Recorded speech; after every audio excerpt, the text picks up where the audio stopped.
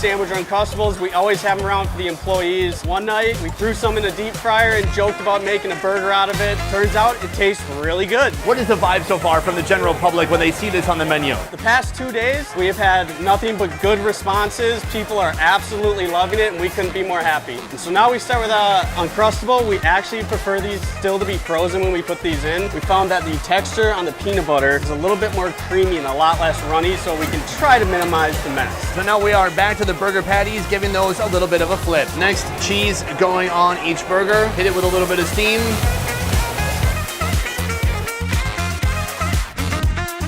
Burger and cheese comes over here. We got our special sauce. Whoa. Very special. A little extra on that one. Now the burger patty and cheese going on next. From here, 3 pickles on each one. A little bit of lettuce on top. And to finish them off, hold them all together. There we go. And that's how we make our Uncrustaburger.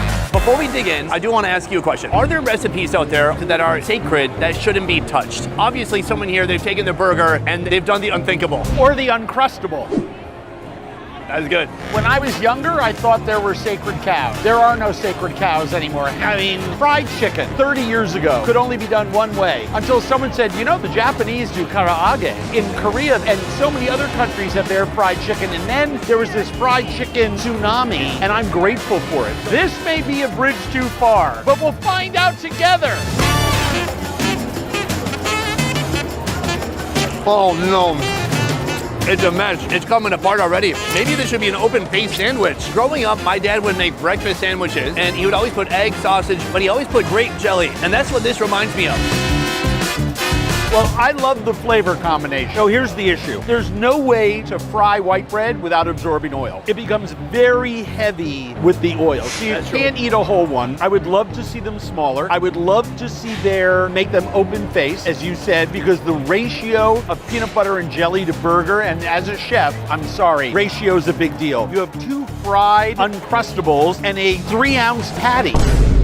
You've got just a ton of stuff that isn't burger. This is, without a doubt, the most viral sensation at the fair. People are gonna buy them, but it's a one-shot Charlie. That leads me to my next question. What are some things that people do with food that make you sad? When you have a great idea like this, but you don't sit down and really think it through. This one is so tough for me. I want it to be a hit. I want it to be loved. I want it to be all these things, and it just, it almost works, but it doesn't. I thought it was gonna be more of a disaster. In the end, I like it, but it's a bit of a mess. I've eaten half of mine. It's become nearly unrecognizable. It looks like it got into a car accident. But you know what? It's not always about being beautiful. That's exactly right. And now that he and I would know anything about that, we're very good looking. My dogs will lick my beard all night long this evening. With that said, let's head to our final destination. We have one fair. Oh, is it almost over? We're almost done, baby. I'm a little heartbroken. I know. All right. I'll get over it. Boom! I do that to get myself pumped up. Yeah, no, of course. Andrew, we have come to our final location. Behind me, Lumpia City. This is a Filipino food. Are you familiar with lumpia? Why, yes, I am.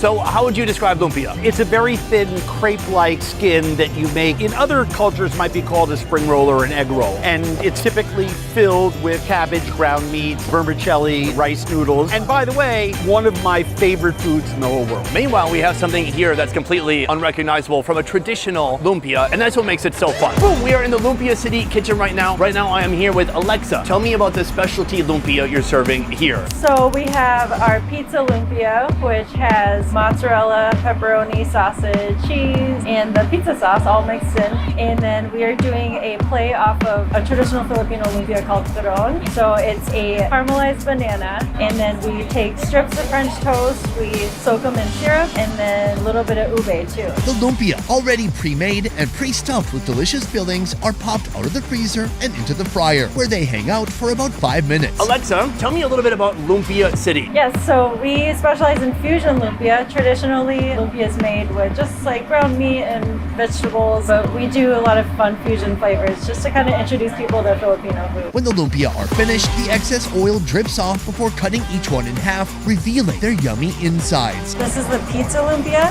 and this is our special pizza sprinkle. It has some Parmesan cheese and some herbs. This one is the ube butter banana French toast lumpia. A little sprinkle of powdered sugar, and that's how we roll at Lumpia City.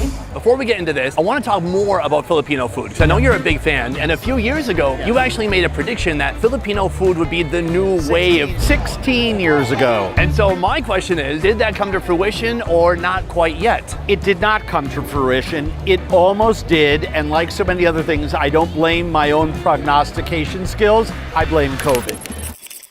I think that hiccup with restaurants really was a once every 100 years kneecapping of the restaurant industry. It hasn't really, because we haven't seen those famous Filipino chefs that you kind of need in America to sort of stand behind that food. Let's talk about this right here. So here we have a little bit of East meets West. We have the lumpia wrapper, but the inside couldn't be more different from a typical lumpia. Should we start with savory? I'll start wherever you like. I can't tell you how many times I've said in the last week, boy, if I could have a pizza lumpia, wouldn't I be thrilled? This is a wonderful coincidence. Every kid's dream. Yep, let's go for it.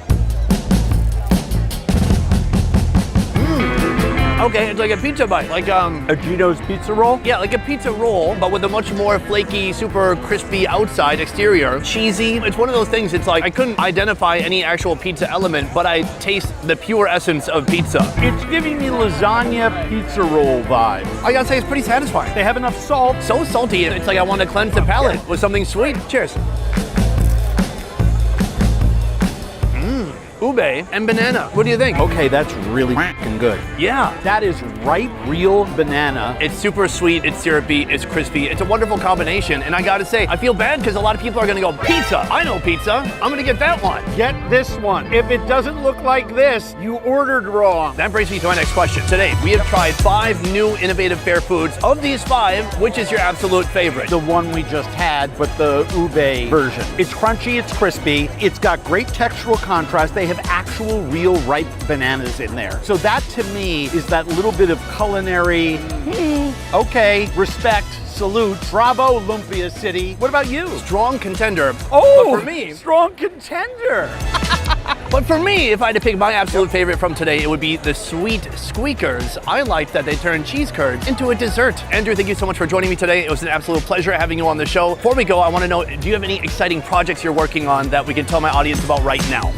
Yes, lots. Go to andrewzimmern.com. Everything is right there, from my Substack to my TV shows and everything in between. But right around now, the Blue Foods Cookbook that I wrote with my friend Barton Seaver in collaboration with Fed by Blue. It's a sustainable seafood encyclopedia of a cookbook, hundreds of pages teaching you everything you need to know about how to be a good global citizen, how to eat and grow the blue economy, and most importantly, 140 breathtaking recipes. Otherwise, guys, that is it for the biggest state fair in the USA here with Andrew Zimmern. Thank you so much for watching. I will see you next time.